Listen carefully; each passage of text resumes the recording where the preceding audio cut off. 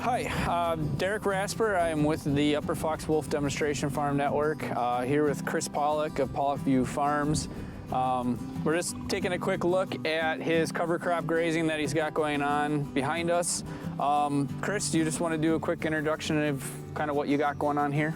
So we started raising beef down here about 10 years ago.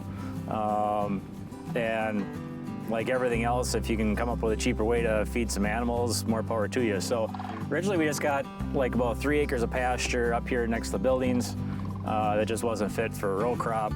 So that's kind of how the whole beef thing started out. But as the herd has grown, it's become necessary to try to come up with more acres or something for them to graze, so get them off that pasture for a little while, give it a chance to recover, and then kind of go from there. So originally, or about 3 years ago, we fenced off what's about 80 acres. We put perimeter fencing around 3 sides of this part of the farm, and then we got a couple of temporary ones that we run either in the spring or the fall to give them some access out here. But so earlier in the winter, or I should say after harvest, we had about 40 acres right next to the building that was strictly pretty much corn stalks. We actually went out there with a stalk chopper, ground them off. We had intentions of raking them up, but the weather just wasn't fit for it last fall. But they picked through them quite a bit here through the winter. And with a minimal amount of snow, that was pretty easy for them to do. But then we had rye out here on what was lima bean ground that we put in last fall. And we got them out here about, I'm gonna say about 3 weeks ago. Yeah, probably a solid 3 weeks, maybe 3.5 almost now. And they've been grazing this 40 acres for that amount of time. And there's about 35 head out here right now. The first week the calves were still out here yet, so there was another 25 to 30 head out here yet too. But they've had lots of forage. And even now they still rummage around the corn stalks, what little they can find up there. So there must be something they still like up there to chew on. So you mentioned you planted this after lima beans. It looks like you no-till drilled it in. What was the seeding rate on this? I think I was probably somewhere in that 100 to 120. I've got some that I planted closer to home I think I was pushing 140 pounds, and that was awfully thick, but I think this is closer to that 100 to 120. And this is a square 40 that they're on? Pretty close, pretty close. Okay.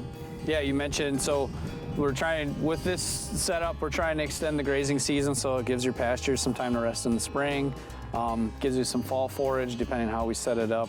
What's your plan for 2024 here? So the whole farm down here is going to be basically in corn.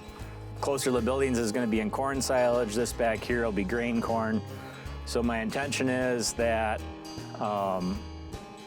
what up there is that we plan to have silage on. We're gonna do some interseeding on there, some interseeding trials this summer, and some of that we'll probably put some rye or some barley on this fall, try and get some cover for that. And we'll probably fence that off after some light grazing, force them to all come back here, work the corn stalks over the winter months again, and then next spring they'll be able to work those cover crops up there again. Next year, the closer to the buildings will be lima beans, so that usually gets planted closer to like 25th of May, could even tail off in early June. So if we got 20, 30 acres of nice cover crops up there, they could be grazing up there for a month and a half, 2 months even. So for anybody that's considering doing something like this, do you have any special recommendation for them as far as, maybe where fence should be considered or species to consider for grazing? I know you're fairly new to it, but if you got any feedback. Well, we've been pretty heavy on the rye.